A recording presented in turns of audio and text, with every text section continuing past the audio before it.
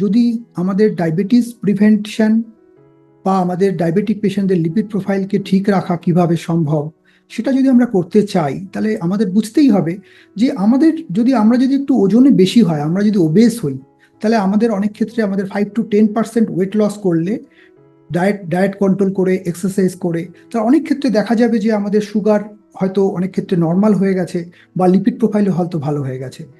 যদি আমরা দেখি যে আমাদের ফ্যামিলি হিস্ট্রিতে প্রবলেমস রয়েছে, আমাদের ফ্যামিলি হিস্ট্রিতে ডায়াবেটিক পেশেন্ট আছে, হাইপারটেনসিভ পেশেন্ট রয়েছে, ডিসলিপিডিমিয়া পেশেন্ট আছে, ওবেসিটি আছে, তাহলে আমাদের কম বয়স থেকেই এগুলো সতর্ক হতে হবে।